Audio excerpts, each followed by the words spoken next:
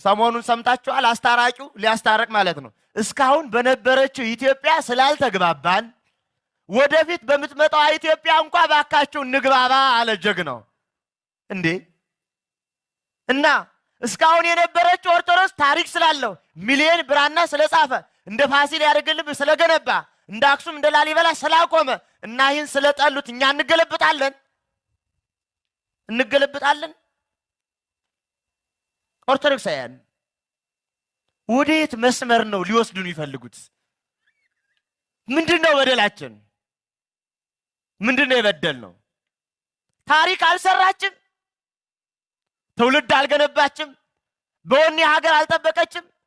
ኦርቶዶክሱ በነገራችን ላይ በዚህ ዓመት እንኳን እንዲያው ለመተንተን ባያስፈልገኝም ደሞዝተኞች ቅጥረኞች ትውልዱን እየጣሉ ሲሄዱ እና አቡነ ኤርምያስ አይደሉም እንደ የነበሩት?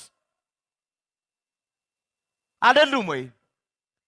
ይህች ቤተ ክርስቲያን የትውልድ ዕዳ ናት ወይስ ሕይወት ናት? ቤተ ክርስቲያን የሀገር ሸክም ናት ወይስ መፍትሄ ናት? ጎበዝ፣ እንደ ባለ ዕዳ እንዴት ታየች? እንዳልሰራች እንዳልፈጠረች እንዴት ታየች? እኛ መምራት አንችልም? ኦርቶዶክሱ አያውቅም፣ ዕውቀት የለውም፣ የመሪነት ጥበብ የለውም ያለው ማን ነው እንዴ? አይችልም ወይ? ፊደል አልቆጠርንም? የኛ ክርስቲያኖች ኦርቶዶክሳውያን የሉም እንዴ?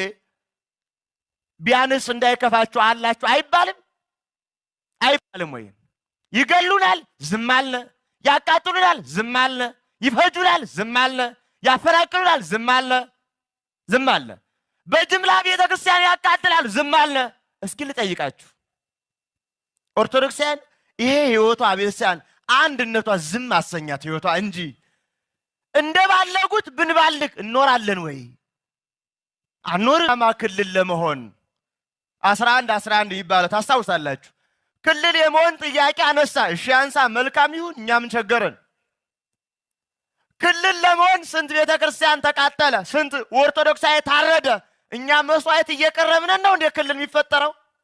እንደ መስዋዕት መባ ኦርቶዶክስ እየታረደ ነው እንደ መባ።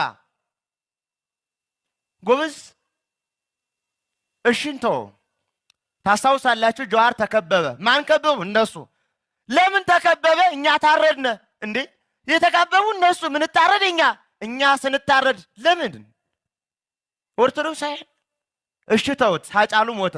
ኦርቶዶክስ ነው፣ ወንድማችን ነው። ባይሆንም ደግሞ የሀገር ሰው ነው፣ ሊሞት አይገባው። ማን ገደለው? እነሱ። ስለገደሉት ማን ሞተ? እኛ። የተቃጠልን እኛ፣ የሞትን እኛ።